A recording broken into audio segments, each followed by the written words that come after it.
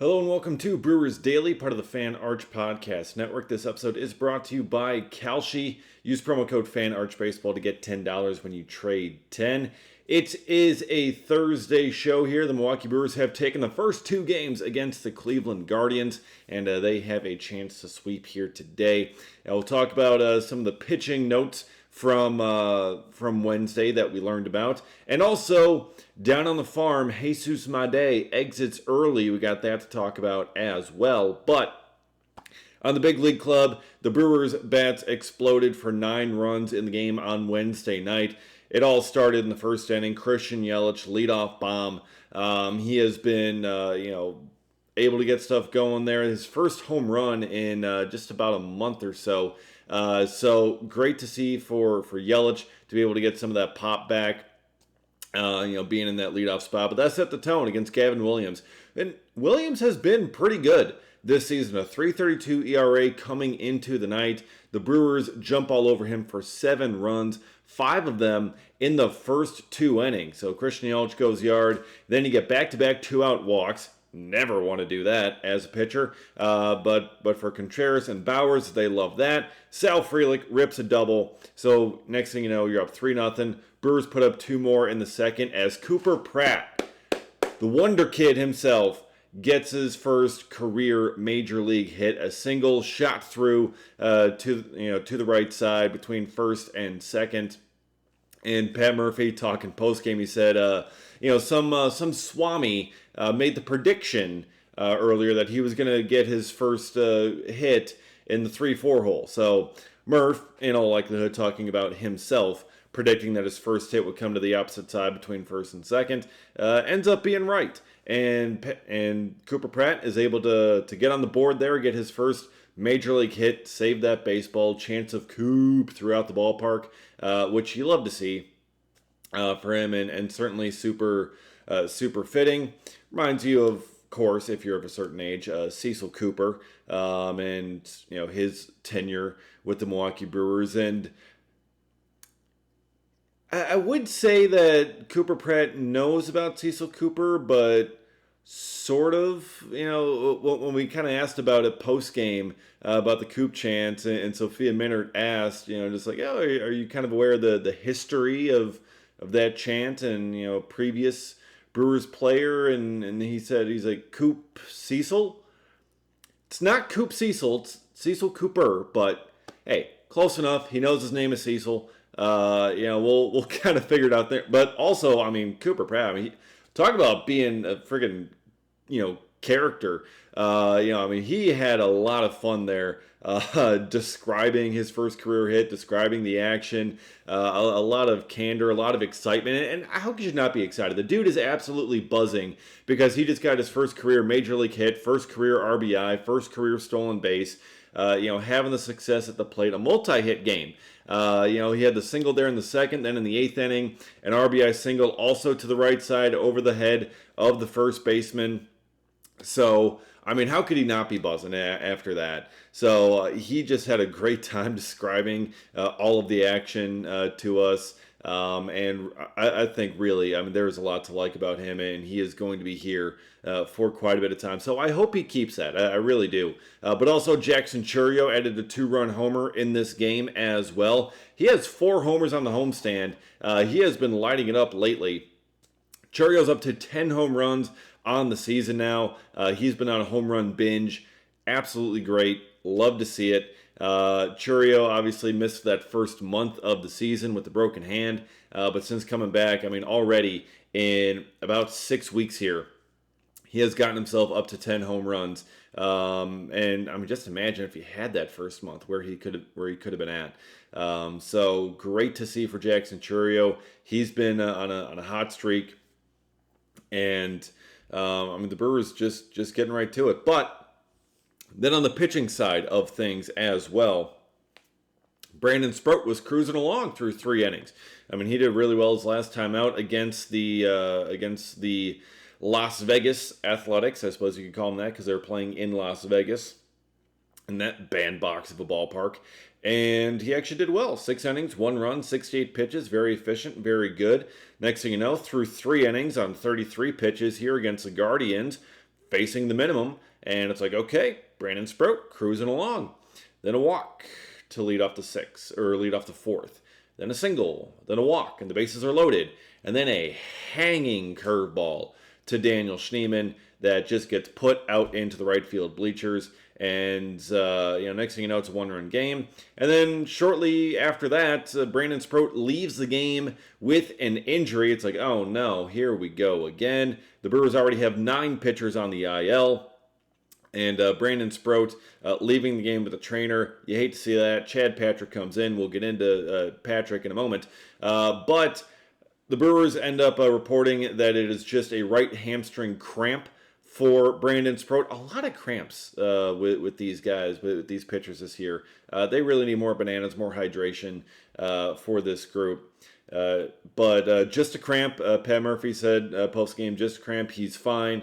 He'll be able to make his next start. So this is not going to cause any sort of issues for going forward. It's not going to change anything in terms of his, in-between start routine. Not holding him back at all. So he got it, figured out. The cramp got taken care of, and he is going to be good to go going forward. And he said post-game, Sprout did, as dumb as it sounds, with it ending up just being a cramp, it's like it's the best situation possible, but I feel kind of soft for even with a cramp instead of fighting through it. But look, I mean, you kind of need that was his, drive leg, obviously. So if your hamstring's cramping, it's going to be tough to pitch. And he had to end up coming out of the game. So perhaps just more hydration next time around, Brandon. That's all we need. Just stay hydrated a little bit more.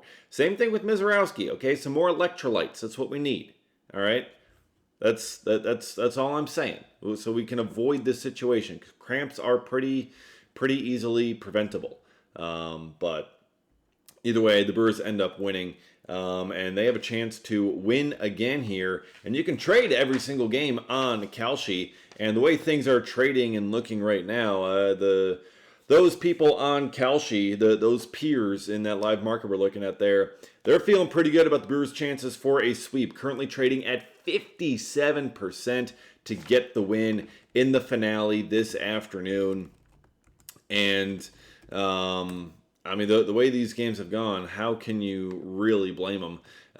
Because the Brewers, the offense being able to explode like this, you got Shane Drowan on the bump for the Brewers, and you got another lefty as well for Cleveland, Parker Messick, who has been pretty good this season, 6-3 with a 2.68 ERA.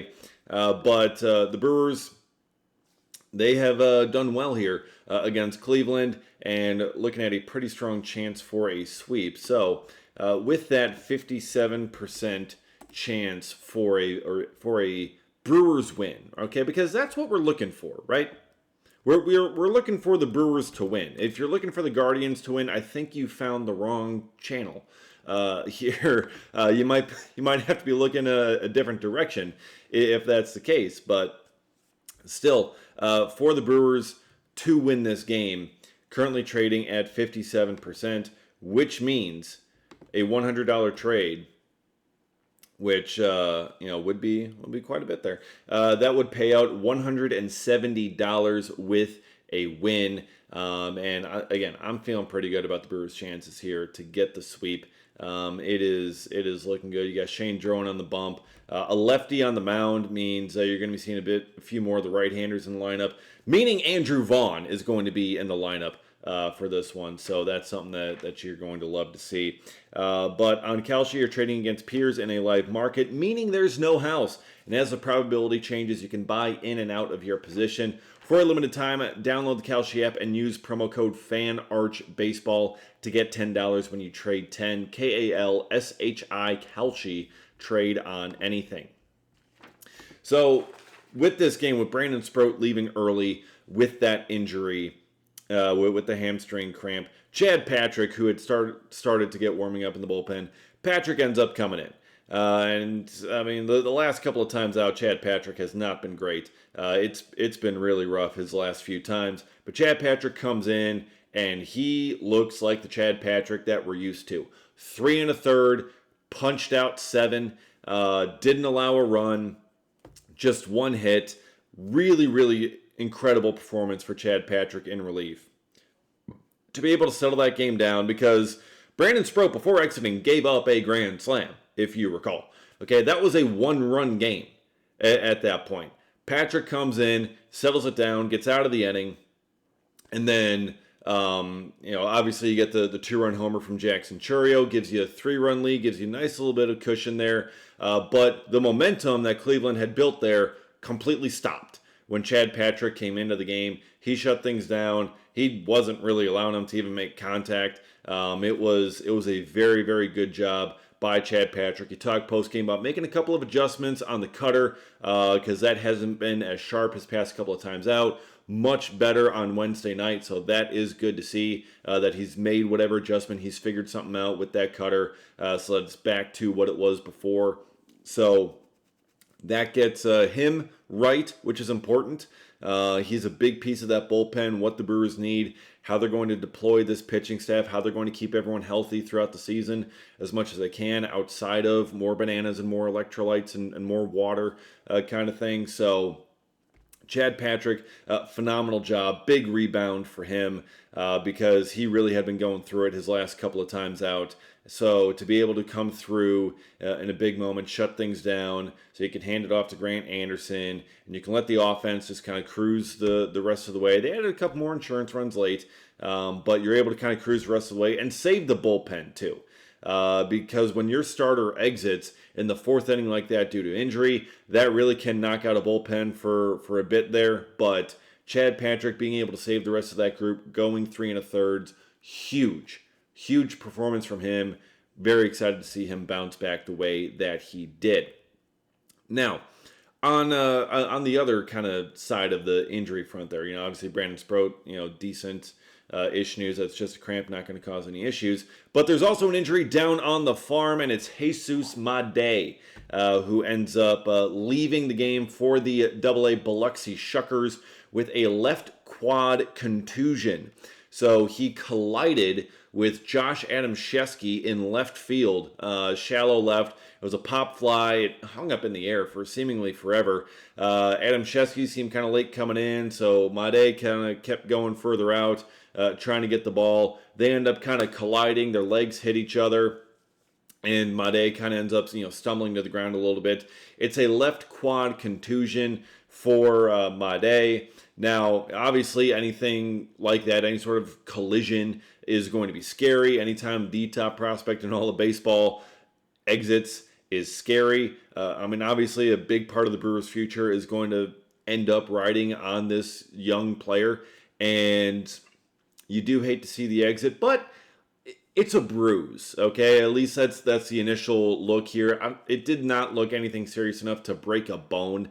A quad contusion. It's a tough bruise. He collided with Adamszewski, but look, it's probably going to be a minimum stint for him that he's going to be out. It's not going to be super long. I don't think it's going to be anything, obviously long-term concerning.